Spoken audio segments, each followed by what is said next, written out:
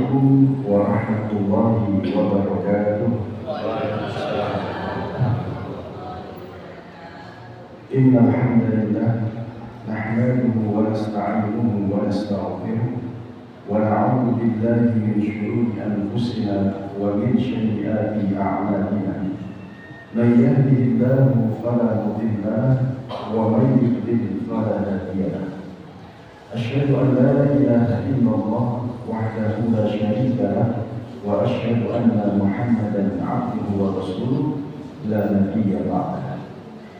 Amma ba'du, bapak-bapak, ibu-ibu dan jamaah salat subuh Masjid Al-Kahfi, a'azzanillah wa iyyakum. Marilah pada kesempatan di pagi yang berbarokah ini kita haturkan rasa terima kasih syukur kita kepada Allah atas semua nikmat yang sudah hadir di awal bulan Ramadan ini. Maka kita ucapkan alhamdulillahirabbil alamin. Satu bentuk ucapan syukur yang kata Nabi sallallahu alaihi wasallam, man qala alhamdulillahirabbil alamin. Siapa yang bersyukur dengan mengucap alhamdulillah itu, kata Rabbullah Ta'ala, Allah mencatat untuk kita semuanya dengan 30 pahala kebaikan. Tidak hanya pahala, ucapan syukur kita itu Bapak Ibu khutbah anhu salatullah khatimah, menjadi sebab ampunan bagi 30 dosa maksiat kita. Oleh karena itu, perbanyaklah di bulan Ramadan ini, bulan yang penuh dengan ampunan. Perbanyaklah kita dalam berzikir, karena zikir itu ibadah yang mudah, tapi punya keutamaan yang luar biasa. Baik Bapak Ibu sekalian yang dimuliakan Allah, tanpa perpanjang mukaddimah, karena pembahasan mungkin cukup panjang. Dan setelah ini ada tahsin, ada tahsin, sehingga lebih bermanfaat lagi kalau panjenengan nanti mengikuti, ya. Bapak sekalian, pada kesempatan yang berbarokah ini kita akan mengkaji salah satu ayat dalam surah Al-Baqarah ayat 215 berkenaan dengan apa itu, tentang infak tatawwu'. Ada infak itu yang disebut infak wajib, ada juga infak tatawwu', infak yang sifatnya sunnah. Infak tatawwu' ini peruntukannya juga ada prioritasnya. Nah, apa saja prioritasnya kita kaji sekarang. Kita kaji tafsir hari ini, ya. A'udzu billahi minasyaitonir rajim. Bismillahirrahmanirrahim. Yas'alunaka, mereka bertanya kepadamu Nabi, madza yunfiqun, apa yang sebaiknya diinfakkan.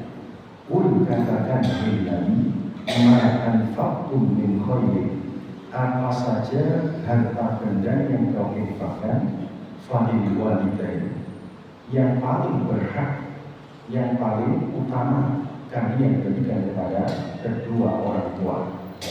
Wal aqrabina, yang kedua untuk sanak kerabat kita, pakdi, pakli, misanan, ponakan, itu termasuk aqrib namanya. Wal yatama, yang ketiga untuk anak yatim, wal masakin, dan juga untuk anak orang-orang miskin, wal isabi, dan ibnu sabi, orang yang dalam perjalanan kemudian dia ada keterbatasan finansial, itu disebut ibnu sabi. Wa ma taf'alu min khairin, dan apa saja yang kalian perbuat selama itu dalam kebaikan, fa innallaha bihi alim, Allah itu zat yang maha mengetahui. Terdapat asbabun nuzul dari ayat ini Bapak Ibu. Asbabun nuzul itu sebab turunnya ayat Al-Quran. Kalau panjenengan ingin punya bukunya, silakan saya rekomendasi beli bukunya Imam Jalaluddin Asyuyuti. Beliau menulis kitab khusus diberi judul Asbabun Nuzul. Saya punya 2 di rumah, yang satu sudah ditahrij, Pak, yaitu Lughatun Nuzul fi Asbabin Nuzul. Bisa panjenengan beli. Ada sebab ayat ini turun, Pak. Seorang yang sudah tua, tapi orang ini kaya, Pak. Orang yang tua, kemudian dia kaya. Namanya Amr bin Jamu al-Ansari. Beliau tanya kepada Nabi SAW, Ayyuhan Nabi, wahai Nabi, ayyu syai'in anfa'u min amwali taqarrubat ila Allah. Harta apa sih yang paling baik untuk saya berikan, untuk saya infakkan? Walau anfa'u, dan untuk siapa, kepada siapa saya berinfak tersebut? 2 pertanyaan ini kemudian direspon oleh Allah di dalam surah Al-Baqarah ayat 215 ini. Allah Ta'ala kemudian menjawab, "Mala yunfiqun qul ma anfaqtum min khairin falil walidain." Harta apa saja, kebaikan apa saja yang kalian infakkan, itu yang paling afdol pertama untuk kedua orang tua. Terlebih orang tua panjenengan kalau masih ada, kemudian statusnya minal fuqara wal masakin, tergolong orang yang fuqara dan miskin, lebih berhak lagi kita membantu beliau. Ini urutan yang pertama dari infak tatawwu. Infak itu bilmal, dengan harta benda. Al yataqabbalu bilmal, juga bisa dalam sesuatu yang bernilai seperti harta benda. Misalnya panjenengan memberikan berupa uang kepada orang tua, itu infak. Atau bisa dalam bentuk hal lain yang senilai dengan itu. Setiap bulan Bapak Ibu pasti mengirim beras, sak minyak ini, sak lauknya, itu termasuk infak. Ada pun sodakoh itu akan minal infak, lebih umum daripada infak. Misalnya sodakoh dalam bentuk senyum, tabassumu fi wajhi akhika sodakoh, senyum kalian kepada saudaranya, itu juga termasuk sodakoh. Bapak Ibu berpikir setiap pagi dan petang, subhanallah, alhamdulillah, wala ilaha illallah, wallahu akbar. Itu termasuk sodakoh untuk persendirian kita. Jadi yang disebut sodakoh itu lebih umum. Panjenengan yang tidak punya harta benda yang banyak, bisa kita bersedekah dalam bentuk inilah. Ikut pikir bagaimana supaya masjid ini terus bermanfaat, ya, memberikan manfaat. Ibu-ibu juga begitu, bersedekah dalam bentuk tenaga, ya, sumbangsi tenaga panjenengan. Misalnya dia makan di selain bulan Ramadan, panjenengan masak gak dibayar lillahi ta'ala, itu bentuk sedekah panjenengan. Ada berinfak itu selalu bilang. Oleh karena itu, kotak yang seringkali panjenengan masuk duit disebut kotak infak atau kotak amal, misalnya kotak infak, selalu dalam bentuk harta benda. Dalam konteks ibadah yang sifatnya tatawwu, infak itu paling utama diperuntukkan untuk kedua orang tua kita. Pastikan Bapak Ibu, orang tua kita yang masih muda, sing tasih nom-nom ini kados kula, masih punya orang tua. Pastikan perhatian kita dalam bentuk harta benda itu untuk kedua orang tua kita. Bagaimana Ustaz? Kalau orang tua sudah tidak ada, sudah kabur, sudah wafat, apakah bisa kita berbakti kepada mereka dalam bentuk harta infak? Jawabnya adalah masih bisa. Sudah ada ataukah masih ada ataukah sudah tiada?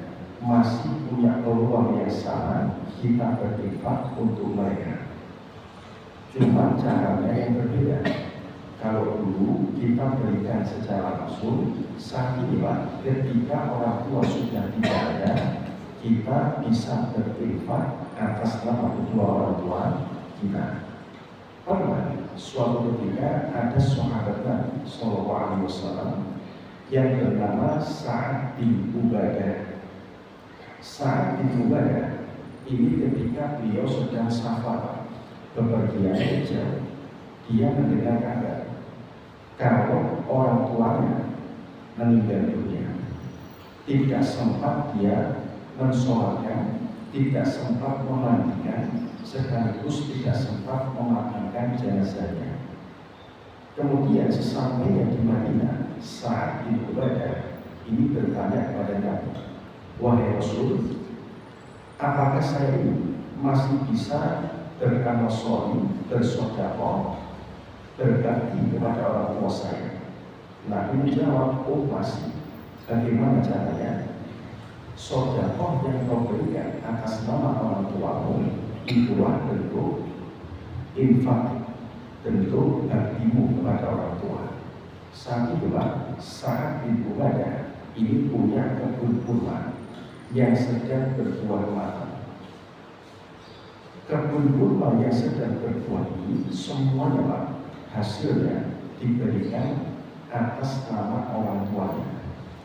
Dari keterangan yang sahih ini, ulama mungkin menyimpulkan walaupun orang tua kita sudah wafat, kita masih bisa berbuat bersedekah atas nama mereka. Ini kalau mereka sudah tidak ada.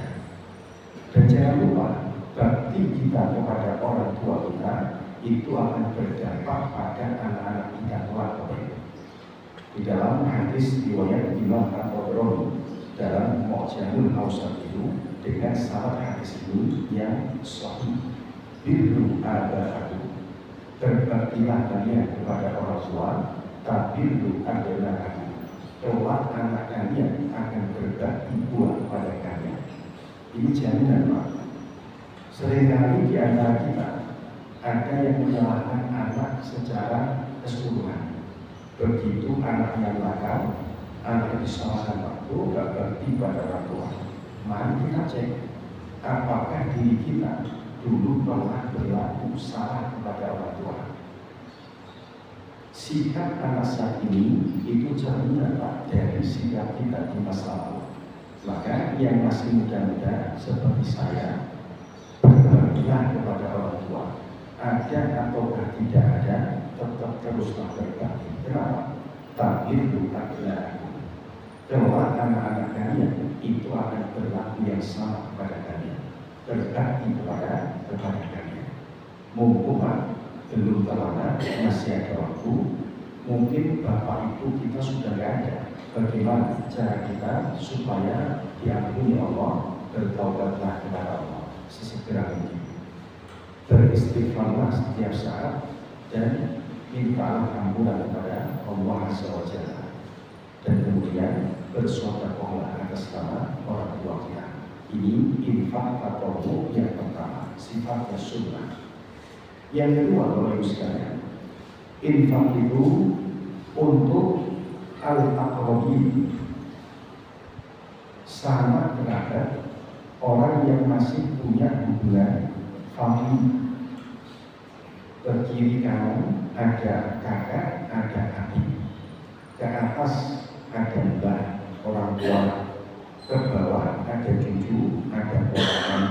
Ini semua cakupannya adalah al-aqrabin, orang yang masih punya hubungan kekerabatan. Infak atau sunnah itu juga berhak dialamatkan untuk mereka, terlebih mereka yang fuqara wal masakin lebih berhak untuk kita berikan sedekah. Sebelum Bapak Ibu bersedekah di pinggir-pinggir jalan, bersedekah kepada para pengawin, orang yang minta-minta misalnya, walaupun saya nggak menganjurkan ini, banyak orang yang sekarang itu modusnya minta, padahal rumahnya di desa makro-makro warga. Saya dulu pernah dengan Pak Yai Muhammad Hamidi, kebetulan beliau teman dekat bapak saya. Beliau berfatwa Pak, haram memberikan infak kepada para pengemis. Kenapa kok sampai beliau mengharamkan? Melihat realita fikul waqi. Realitanya saat ini pengemis itu banyak yang orang yang mampu, fisiknya masih kuat tapi ngeten. Nah, ini kalau dia bertakwa akan mencolok wajahnya sendiri. Ada orang di akhirat yang wajahnya hilang tercapai oleh tangannya sendiri. Siapa mereka? Mereka adalah orang yang sudah minta-minta. Maka dimanapun tempat selalu saya berikan nasihat kepada siapapun agar jangan minta-minta. Ya, jadikan diri kita ini al-munfiqah, orang yang berinfak, yang memberi, bukan as-sa'iyah, orang yang minta-minta. Kembali kepada akal, orang-orang yang masih ada hubungan kekerabatan mereka yang tergolong fuqara masakin berhak untuk kita perhatikan. Kalau di masa ini ya, di bulan Ramadan sampai nanti di akhir bulan Ramadan, biasanya panjenengan kirim hadiah diwai, kirim sembako untuk pagi kulit. Ini tradisi Pak, tapi tradisi yang baik yang tidak bertentangan dengan nilai-nilai Islam. Islam menganjurkan infak atau itu salah satunya kepada akor kita. Monggo yang masih punya kelaparan dan bangga dalam rangka silaturahim termasuk berikanlah sumbangan dalam bentuk paket sembako ya, kepada sanak kerabat kita. Termasuk panjenengan yang ngasih infak biasanya dalam bentuk uang. Anak-anak kecil mau makan cucu lepas lebaran, panjenengan ngasih uang. Tukar uang, lek memiliki teman-teman tidak Pak? Lek malah nyumput.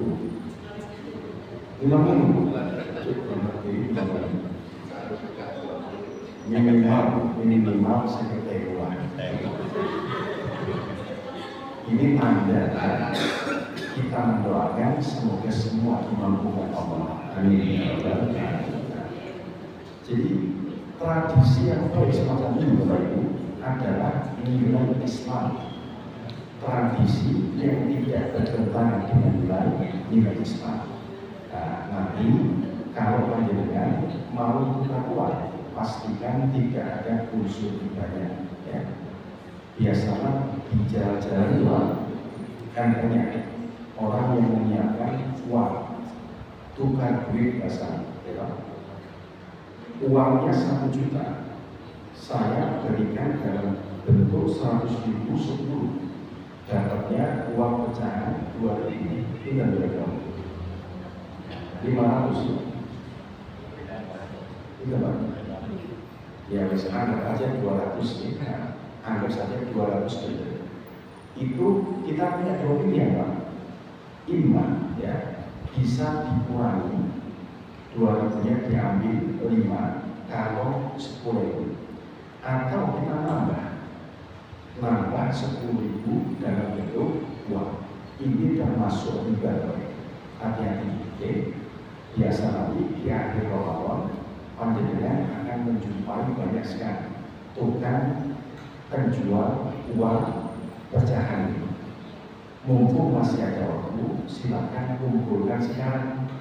Dengan untuk belanja ke pasar pecahan pemilu dikumpulkan. Enggak harus baru, penting duit gitu. Ya, intinya bebaskan kita dari kita. Oke. Jadi hal-hal yang semacam ini Pak tidak bertentangan sama sekali dengan aturan lain di dalam Islam. Memang infak yang kedua itu distribusinya, prioritasnya untuk akrobi sahabat kerabat kita. Yang ketiga, waliyatama, infak yang sunnah, prioritas yang ketiga untuk anak-anak yatim. Siapa anak yatim itu, Pak? Jangan kok ngajur. Saat itu begini yatim. Yatim yang waduh, pulau yang itu tidak ada Bapak Ibu. Bapak Ibu yang disebut yatim itu man mata abuhu lam yablughi hilma, orang yang ditinggal wafat bapaknya sebagai representasi dari orang yang menafkahi. Syarat yang kedua, lam yablughi hilma, dia belum mencapai usia balik. Jangan sama balik kalau dia itu.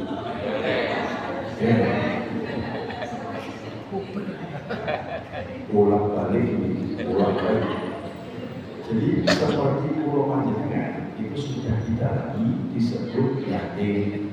Tidak usah ngomong panti asuhan bu. Pulau yatim makhluk. Yatim itu manmata dulu lam yablughi hilma, orang yang ditinggal wafat bapak selalu orang yang menafkahi dan dia belum balik. Menjenengan satu dari tujuh yang menafkahi pulang termasuk sudah bolak-balik, berarti tidak termasuk yatim. Anak-anak yatim dalam konteks ini juga berhak untuk kita perhatikan. Dan jangan lupa, kelak yaumil akhir, kalau panjenengan ingin dekat dengan Nabi kita Muhammad SAW, salah satu caranya adalah perhatian kepada anak-anak yatim. Salah satu cara supaya kita nanti di surga dekat dengan Nabi, orang yang selama ini namanya kita sebutkan, kita doakan dengan cara dibacakan, berinfak kepada anak-anak yatim. Anak wa kafirul aitam fil jannah kahatain. Saya ini kata Nabi dengan orang yang mengayomi anak yatim seperti ini, sangat dekat telah disurgakan Allah. Di Indonesia, alhamdulillah, nilai yang ketiga ini, value yang ketiga ini sudah bisa kita terapkan. Buktinya apa? Muhammadiyah sendiri itu punya lebih dari 1000 panti asuhan. Muhammadiyah dari yang lainnya sudah punya kurang lebih 1000 panti asuhan. Dan tahukah kita 1000 panti asuhan kita dalam 1 tahun menurut laporannya lebih dari 1 triliun rupiah yang sudah digelontorkan ke mereka. Jadi Indonesia secara tidak langsung menerapkan nilai-nilai ajaran Al-Quran ini. Jangan lagi dianggap Indonesia negara kafir. Pertama, tidak menerapkan hukum dalam hukum Islam. Yang benar, tetapi tidak lantas menjadikan negeri kita ini negeri kafir. Kita yang belum bisa maksimal sepenuhnya berhukum dengan hukum Allah, bertakwa itu semampu kita. Wattaqullaha mastata'tum. Ada nilai-nilai Islam yang lain yang bisa kita terapkan. Contohnya berbagi atau berinfak kepada anak yatim melalui lembaga-lembaga yang sudah ada. Yang ini dilakukan tanpa suami. Nanti nggak ada yang nanti suami mau lagi.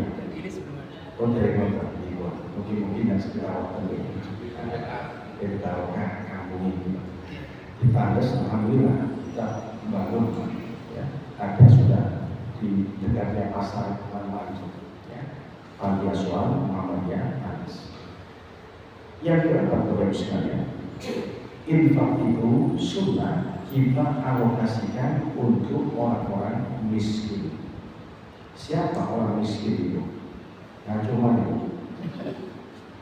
yang disebut miskin Miskin itu indahu kasbun, punya pekerjaan, tetapi tidak mencukupi kebutuhan dirinya, bahkan kebutuhan keluarganya. Itu miskin. Penggawean tidak ada, mungkin penggaweannya serabutan, ya, kadang ada, kadang tidak. Senin dia dipanggil orang, Selasa Kamis poso, Jumat dipanggil orang, Sabtu boten, Ahad tidak. Punya pekerjaan, tetapi sifatnya serabutan. Orang yang semacam ini Bapak Ibu juga bisa kita alokasikan infak untuk mereka membutuhkan, ya, terutama nanti di akhir bulan Ramadan. Lek panjenengan punya kelebihan dalam bentuk harta, kemudian zakat, ya, zakat amwal, harta benda. Sebagian data yang kita keluarkan itu alokasinya yang paling afdol, pertama untuk mereka fakir miskin, itu yang paling afdol. Silakan, ya, yang nanti mau berinfak zakat amwal berikan kepada mereka fuqara wal masakin, ya. Dan yang kelima, infak sedekah kita alokasikan untuk ibnu sabil, orang yang dalam perjalanan, terlebih lagi dia kehabisan bekal. Bekalnya hadis bisa untuk anak-anak yang sedang bertolakul ilmi. Dulu banyak, ya, di pondok kami anak-anak yang setiap Ramadan, di akhir Ramadan itu nggak bisa pulang, Pak. Kenapa? Ya karena nggak diberi. Dia ini tergolong ibnu sabil, orang yang dalam perjalanan, entah itu tolakul ilmi atau yang lain, sampai kehabisan bekal. Saya beberapa waktu silam di Masjid Mujahidin Perak, Masjid Mujahidin Pak Dinan, Pak Suhaidi, Ketua Panitia, beberapa kali ngaji di sana. Terakhir Pak Mirna cerita, Ustaz, boleh jadi di masjid kami ini yang menerapkan konsep ibnu sabil itu di sini. Kenapa? Di Masjid Mujahidin itu, Pak, ini sharing, ya, ada disediakan satu tempat khusus untuk yang musafir walaupun tidak kehabisan bekal. Ibnu sabil, ya, bahkan yang tidak kehabisan bekal mereka akan jaga punya satu ruangan khusus, Pak, ya, untuk mereka bermungkin menginap. Berapa hari, Pak, saya tanya? Maksimal 3 hari, Ustaz. Ada showcase, Pak, isinya minuman setiap hari disediakan, diusahakan makan. Sudah ada negeri kita yang menerapkan konsep ini, berinfak, bersedekah kepada ibnu sabil. Nah, monggo, ya, di masjid ini bila belum ada, diusahakan ada. Konsepnya bagaimana? Itu yang kita bahas. Diberikan, apakah diberikan kepada mereka yang sedang bertolakul ilmi, yang mondok, kemudian dia tergolong fuqara wal masakin, bisa kita bantu melalui masjid ini. Jadi mengusahakan kebaikan itu bisa dalam segala sisi. Wa ma taf'alu min khairin fa innallaha bihi alim. Dan apa saja yang kau berikan selama itu kebaikan, sesungguhnya Allah itu maha tahu. Mumpung bulan masih bulan Ramadan, di awal bulan ini yang disebut Syahrul Mubarak, bulan penuh dengan keberkahan. Kenapa sih, Pak, disebut dengan Mubarak? Karena di bulan Ramadan Allah Azza wa Jalla melipat gandakan setiap amal soleh kita. Itulah yang disebut barokah. Setiap amal soleh anak-anak, hadis qudsi riwayat Imam Bukhari termasuk Imam At-Tirmidzi, kullu amal ibni Adam, setiap amal soleh anak-anak yudha'af bi asyri amsalha, akan dilipat gandakan oleh Allah minimal 10 hari pakai. Hatta sebawiyah sampai 700 kali pakai. Infak panjenengan di hari yang lain itu sudah pahala yang besar. Terlebih kalau kita laksanakan di bulan Ramadan. Nah, di bulan Ramadan yang afdol setiap hari kita berinfak kepada siapa Pak? Kepada orang yang berpuasa, termasuk infak tatawwu. Mereka yang berpuasa kemudian kita berikan makan, apa kata lagi? Seperti kita mendapat pahala orang yang berpuasa itu sendiri. Nah, di masjid-masjid alhamdulillah sudah banyak yang menerima infak dan sedekah dalam bentuk nasi bungkus. Nah, ibu-ibu ini masak agar banyak bu setiap hari usahakan berinfak dalam bentuk makanan. Yang lebih afdol berinfaklah dalam bentuk kurma. Mengapa? Sebab Nabi sendiri idza afṭara ahadukum falyufṭir 'ala tamrin liyawm mutaku. Puasa bukan puasa beliau itu dengan kurma.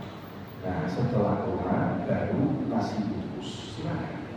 Ini semata-mata supaya kita mendapat pahala yang besar diperdayakan di bulan Ramadan ini. Saya juga Pak. Jangan. Kami jadi sembilan. Oke. Saya kira setengah jam untuk taksi, setengah jam untuk pukul 6. Oh, taksinya pukul 6. Iwas susu. Baik, Bapak Ibu sekalian yang dimuliakan Allah, itulah infak. Ada pun yang kedua, ada infak itu yang sifatnya adalah wajib.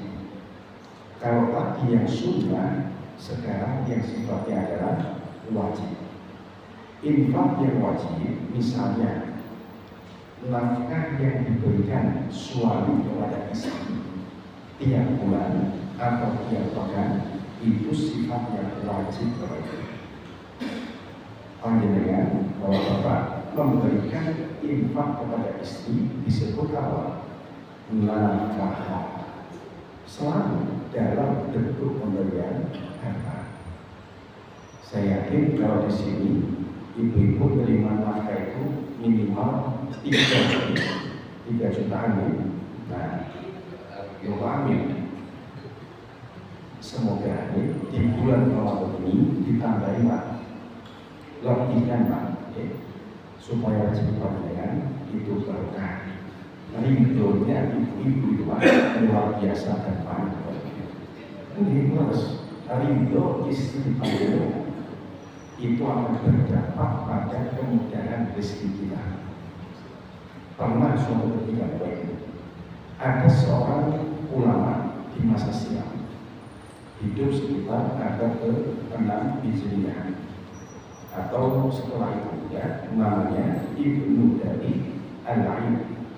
Ibnu Dari Al-Ain namanya unik Pak. Kenapa disebut Ibnu Dari? Dari itu artinya tepung. Al-Ain hari raya, malah ambil tepung hari raya. Maksudnya apa? Kok sampai ulama besar di masa itu disebut dengan Ibnu Dari Al-Ain. Ternyata masalah seperti itu. Beliau ketika hendak berkhutbah di hari Idul Fitri, istrinya pesan, Pak, mangki balik saking khutbah, ojo lali tepung bayar, tumbas tepung, tapi masak tepung entek, dan roti tepung habis. Istrinya berpesan, Pak, wahai suamiku, jangan lupa tepung, lakukan seperti jangan lupa tepung. Di tengah perjalanan, Ibnu Dari, Masya Allah, wakil Pak. Jadi saya lagi tidak punya duit spesial. Istri saya minta diberikan tepung sampai khutbah terbawa Pak. Buat Senin Ramadan. Kalau istri saya kecewa bagaimana? Ketika lupa yang asalnya Allah tamsallikullah, jangan kalian lupa mengingat kepada Allah. Keliru Allah tamsallikullah, jangan mati kepunggung. Lima, seorang ulama besar memperhatikan ya pesan dan juga amanah dari istrinya, karena meyakini ridhonya istri itu akan mendatangkan kemudahan Bapak Ibu bagi setiap pekerjaan kita. Setuju mungkin? Setuju, betul. Ridhonya pasangan kita, istri kita akan berdampak pada rezeki kita yang barokah yang melimpah dan kaya. Sekarang kita introspeksi lah. Boleh jadi lek wonten panjenengan yang bekerja berdagang kok sepi terus. Boleh jadi ada sesuatu yang membuat istri panjenengan itu enggak itu. Hati-hati Pak. Sesuatu yang membuat mereka tidak itu akan berdampak pada diri kita. Maka ada baiknya ya masing-masing suami untuk minta maaf terlebih dahulu. Gak usah gengsi lagi. Berlaku kisah kepada istri, minta maaf kepada istri, minta ridhonya. Ini supaya membuka pintu rezeki kita. Dan jangan lupa, kewajiban kita sebagai suami memberikan nafkah kepada mereka, infak yang sifatnya wajib. Kalau istri itu tangan cari uang sendiri, tidak, kita umat Islam punya tanggung jawab itu untuk memberikan nafkah kepada mereka, termasuk kepada anak. Anak, istri, ya, tanggung jawab pada suami. Pastikan bahwa itu panjenengan sudah mencukupi kebutuhan mereka. Ya. Inilah yang disebut infak yang sifatnya wajib. Nanti di bulan Ramadan ini ya, di akhir Ramadan ada juga infak itu yang sifatnya wajib. Dalam bentuk apa? Zakat. Zakat itu adalah sedekah, termasuk infak yang sifatnya wajib. Dalam bentuk beras misalnya, karena zakat itu ada dua, ada zakatul fitri, ada juga zakatul amwal atau mal. Sehingga zakat fitri atau fitrah, fitrah, yang ini fitri, ini fitrah, ayo susut. Dua-duanya betul ya. Tidak usah ada polemik, ada perdebatan. Yang menyebut zakatul fitri berdasarkan hadis Nabi, faradha Rasulullah zakatul fitri. Rasulullah itu mewajibkan kepada kita untuk membayar zakatul fitri. Aslinya penamaan zakat fitri diambil dari hadis itu. Ada yang disebut zakat fitrah. Fitrah itu sifatnya, misalnya Imam Nawawi ya, dalam kitab beliau Al-Majmu' Syarhul Muhadzab, kitab Qawaul di BWI ya, yang menjelaskan tentang kitab milik Imam As-Sirazi namanya Al-Muhadzab, dijelaskan lebih wajar oleh Imam Nawawi ketika membahas tentang zakat. Beliau menyebutkan yang disebut zakat fitrah, fitrah itu merujuk kepada sifat dan harta itu yang sudah dizakati. Apa? Suci. Harta yang sudah panjenengan keluarkan zakat maka akan menjadi suci. Nah, ini tidak usah ada perdebatan mau zakat fitri atau fitrah, podo lawan sami mau. Nah, berapa zakat fitri yang kita keluarkan yang sifatnya wajib ini? Adalah so'an ya, so'an, satu sok dari makanan pokok. Lek di masa pagi, makanan pokoknya berupa kurma, kemudian gandum, kismis, makanan pokok ya, gandum. Sedangkan kita di tanah air ini makanan pokoknya adalah beras. Kemudian makan beras apa? Ya, kalau makan nasi apa? Beras ya, atau beras kira-kira dalam keadaan minimal 2,75 gram.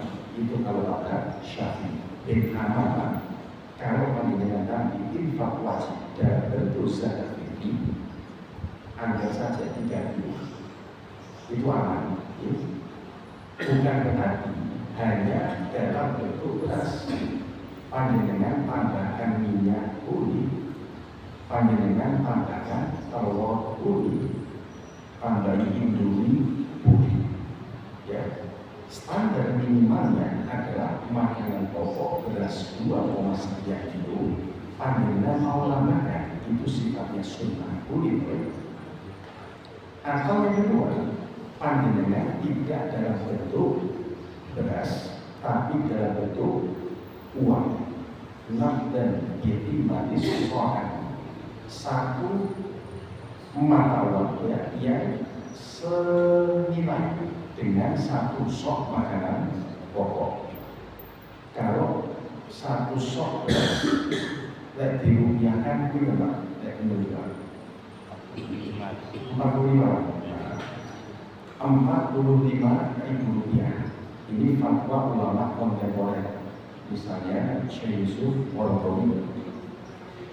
Beliau berpendapat ia justru boleh kita mengeluarkan zakat itu dalam bentuk dan ditimati-sok, dalam bentuk uang yang senilai dengan satu sok beras.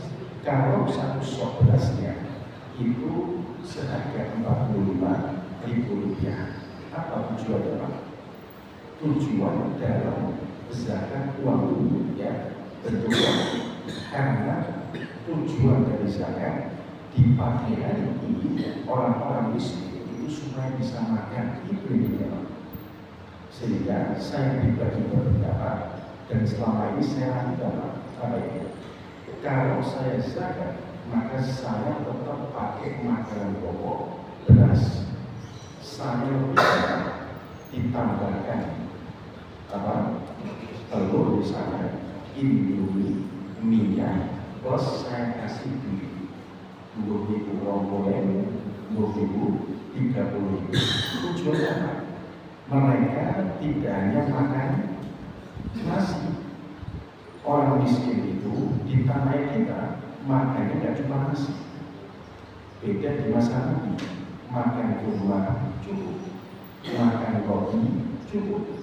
Kita di Indonesia nasi, belum lagi lauknya, wonten sambeli, sayur, sakruku.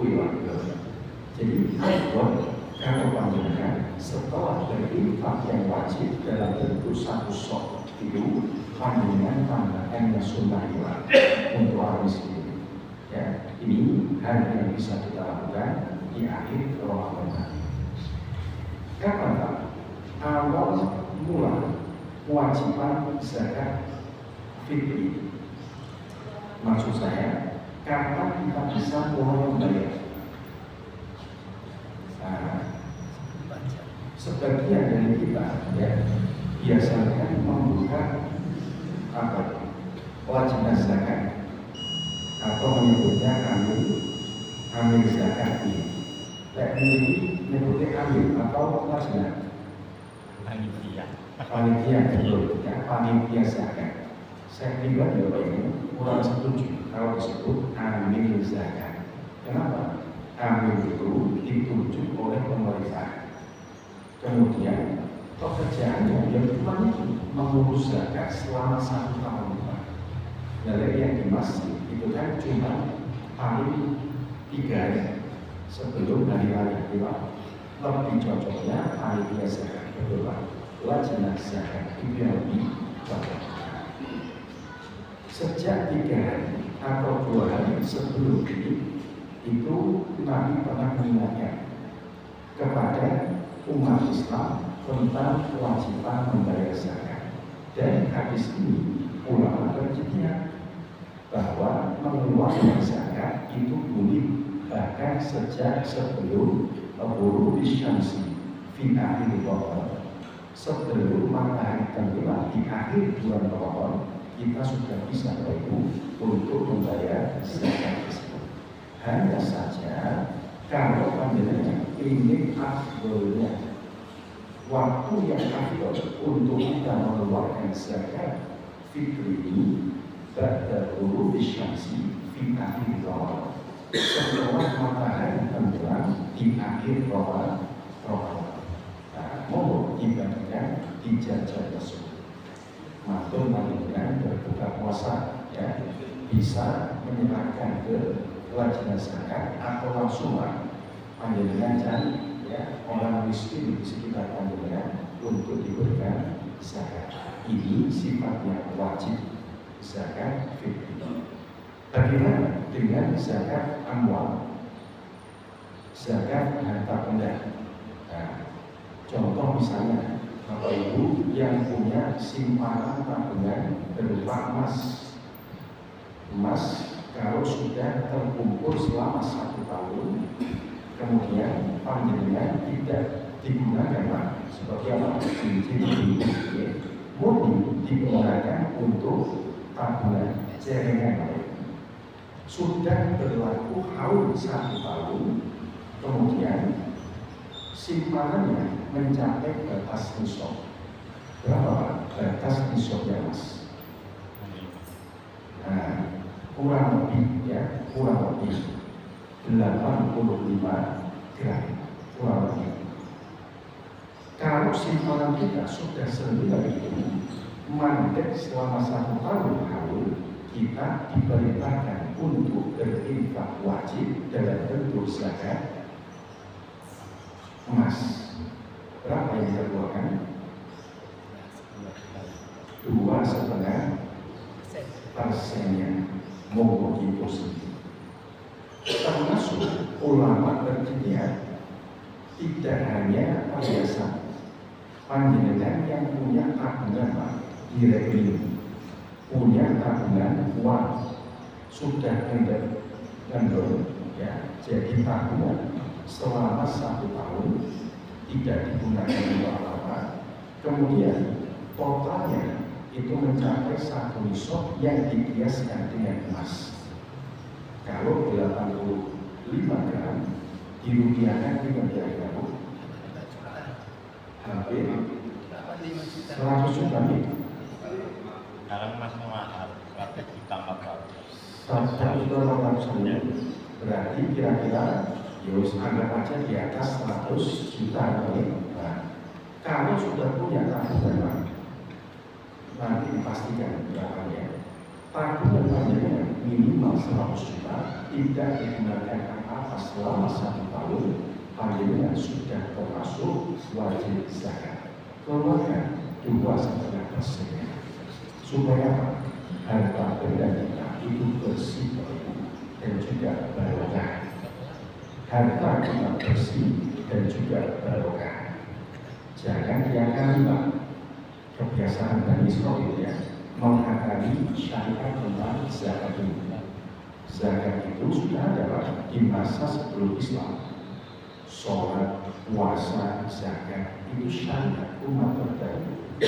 Syariat umat qoblana, syariat umat terdahulu. Mereka tidak mengakali supaya tidak kena wajib zakat. Harta yang sudah terkumpul hampir 1 tahun dibelanjakan, dirupakannya lagi. Ibu dalam bentuk sepeda motor, dalam bentuk yang lain, TV, dikalkulasi ya. Harta yang tersimpan nggak sampai 100 juta, nggak sampai 1 nisab. Tertolong 1 tahun kurang sebulan dibelanjakan dulu. Namun inilah yang disebut dengan khilaf. Berkhilaf ya, mengakali syariat Allah, mengakali perintah Allah dalam konteks zakat. Hati-hati. Beda kasus kalau Bapak Ibu memang betul-betul di akhir tahun sebelum mencapai tahun, Bapak Ibu anaknya pulang dari pondok. Ya, pas dari duit, masya Allah, APBD polisi juga sementara masih kuliah tabungan.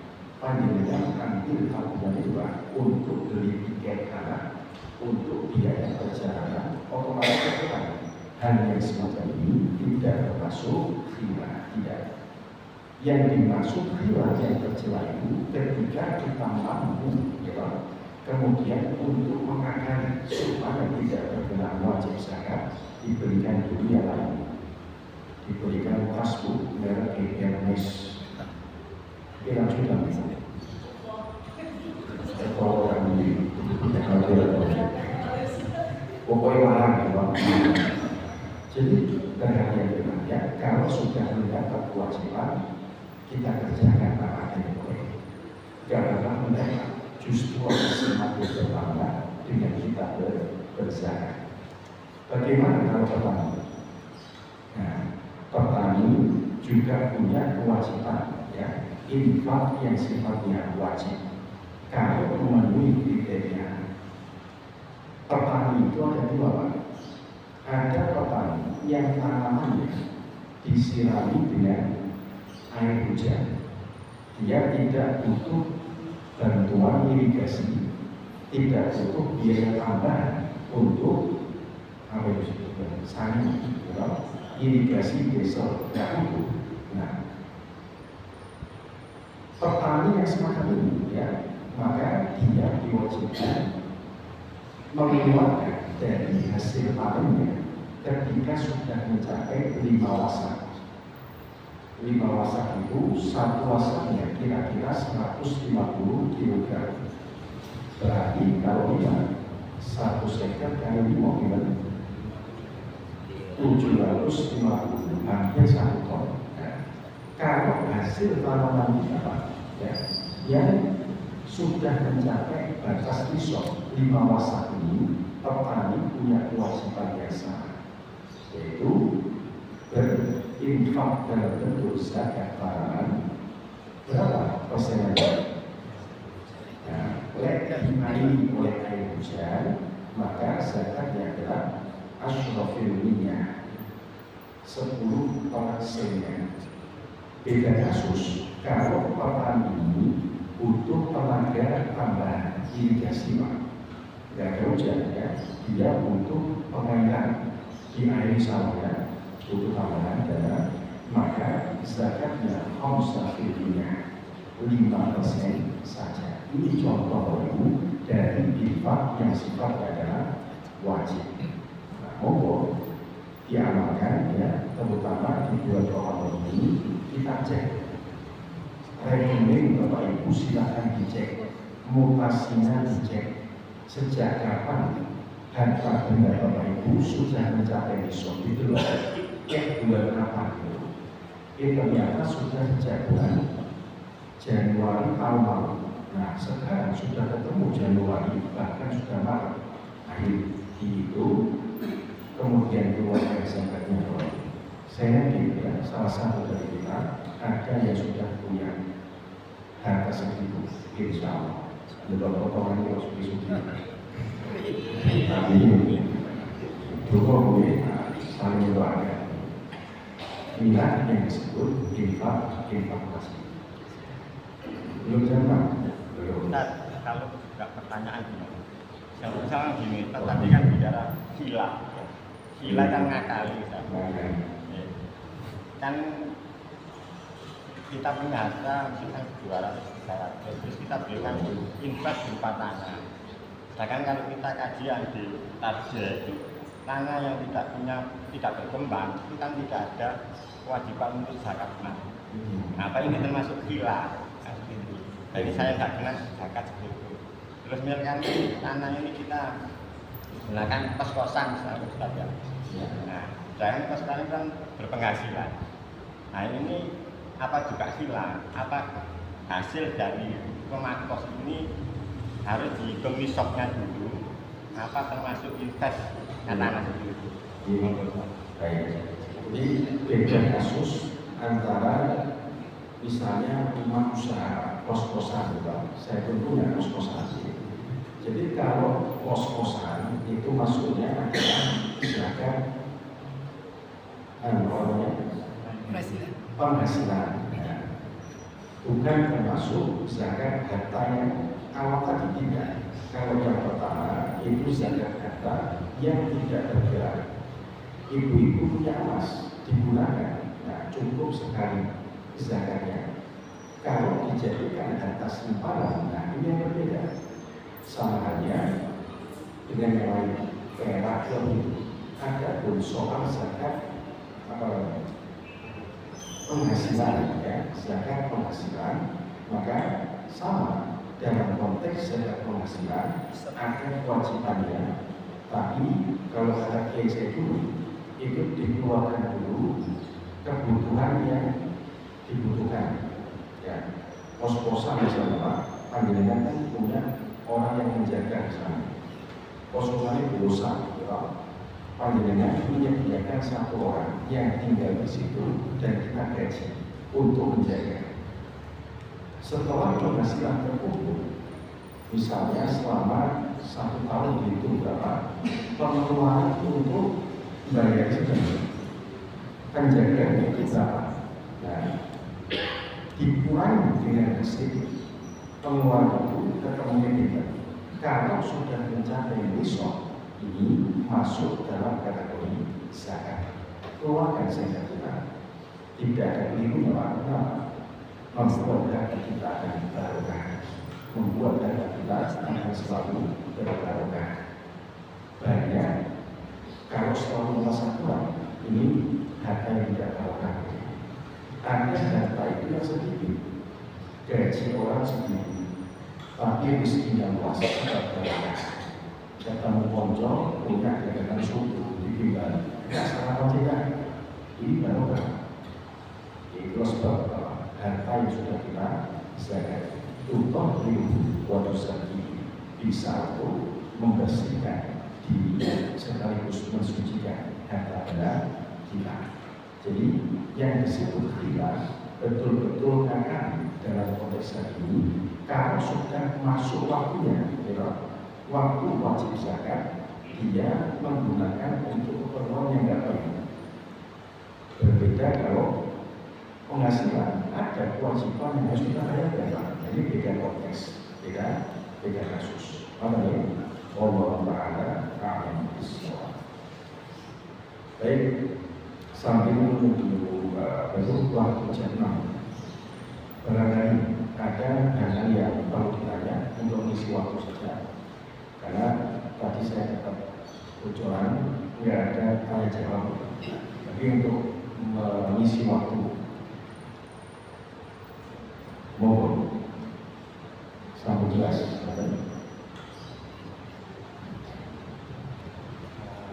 Tanyakan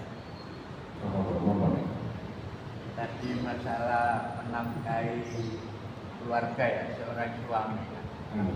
Apabila kita berpenghasilan misalkan 3 juta, saya siakan 500 untuk kepentingan pribadi, itu mendolimi apa tidak? Iya, ya apa-apa. Jadi soal nafkah itu disesuaikan dengan kemampuan, disesuaikan dengan pendapatan kita.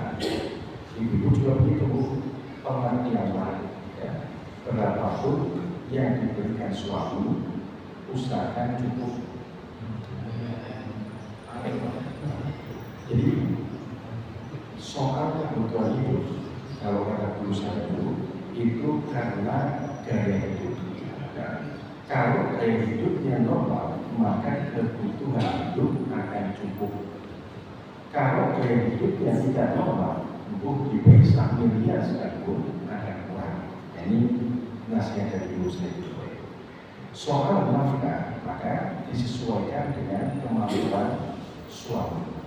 Kalau gajinya, misalnya tadi disebut 3 juta rupiah, setidaknya setengah dari itu alokasinya untuk istri kita. Toh yang diberikan kita kepada mereka, ya, yang kita berikan itu kan juga untuk kebutuhan apa? Rumah tangga. Jadi kok nggak diberikan semuanya? Kalau saya pribadi, laki-laki ya, nasihat guru saya dulu di pesantren, nafkah itu bagusnya kau berikan sering. Contoh 1 bulan tiap pekan saya memberikan nafkah mingguan biasanya. 1 pekan misalnya 500, pekan kedua 500, pekan ketiga berapa? 500, total 2 juta. Apa dampaknya? 1, menambah komunikasi.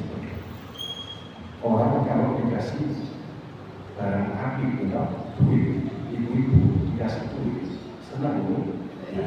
Semakin sering ada komunikasi semacam ini akan semakin membuat harmonis pada manusia itu, akan semakin membuat cinta kasih itu akan bertambah.